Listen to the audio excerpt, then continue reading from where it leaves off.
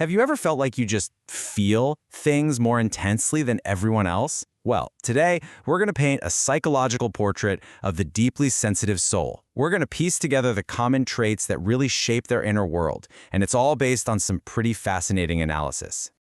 Okay, let's just jump right into the deep end with a question that gets to the absolute core of this personality. This one question really sets the stage for everything we're about to unpack. So to really get this apparent contradiction, we've got to go back, way back. Where does this deep sensitivity even come from? Well, as we're about to see, it often starts not as a choice, but as a finely tuned survival radar. So try to think of it less like a personality quirk and more like programming. It's kind of like a piece of software that's just always running in the background, an instinct that developed over time for a very specific and very important reason: survival. So how does this software even get installed? Well, a lot of the time, it starts in an unstable home. A child learns that to stay safe, they have to become an expert at reading the room. Decoding every tiny facial expression, every little shift in tone. Their nervous system basically gets hardwired for this hyper-awareness. And what starts as a crucial survival skill for a kid becomes a deeply ingrained part of the adult. And what happens when you're constantly scanning for emotional data? You get really, really good at empathy. And we're not just talking about understanding what someone feels on an intellectual level. We're talking about actually feeling it with them. For a sensitive person, this isn't just a trait. It's the main lens they see the entire world through. Okay, so now we get to the big paradox, the real head-scratcher. Let's dig into how this same sensitivity creates two traits that seem like polar opposites: intense self-reliance and, at the very same time, this tendency to give way too much in relationships. This is a brilliant two-sided defense strategy, right? On one side, you've got this fierce independence. That's a shield built from learning early on that relying on other people, well, it can lead to disappointment and pain, so they become masters of handling their own emotions. But the other side of that same coin is to give and give and give.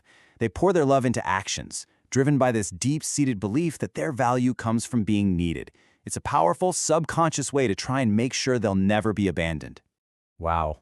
That quote just nails that internal tug-of-war, doesn't it? It's that constant, exhausting balancing act between the deep, human need for connection and that powerful, learned instinct to protect yourself at all costs.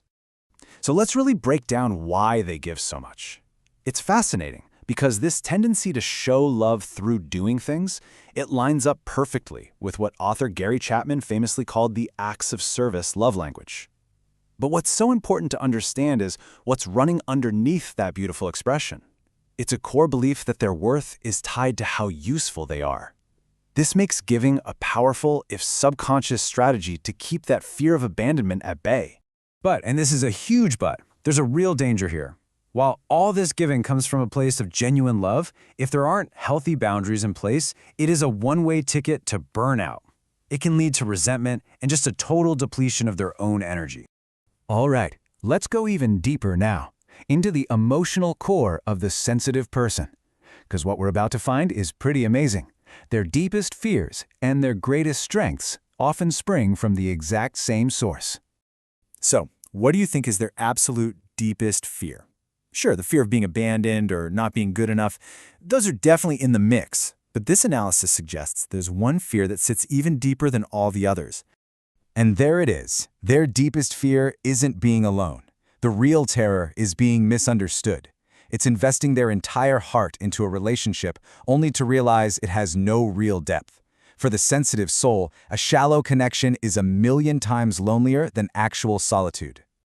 Okay, so if they're so vulnerable to this kind of pain, where on earth does their incredible strength come from? Well, here's that paradox popping up again. Their strength is forged in the very same emotional depths that make them so sensitive to begin with. You see, their strength doesn't come from avoiding deep emotions. It comes from wading right into them. They've learned how to turn past pain into profound wisdom.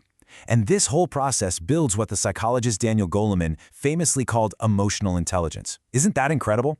It's like they spent their whole lives training to become experts in the human heart, and it all started with their own. And this really gets to a beautiful and sometimes, painful truth. Their capacity to feel deep pain is perfectly matched by their capacity for profound love, for joy, and for real connection. You just can't have one without the other.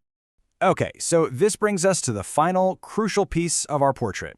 Now that we understand their origins, their paradoxes, and their inner world, what does a person like this actually need to thrive? You know, it's not about big, flashy gestures. It's about the quiet, foundational stuff. They need sincerity, for your words and actions to match up. They need consistency, something that proves you're a safe harbor for them.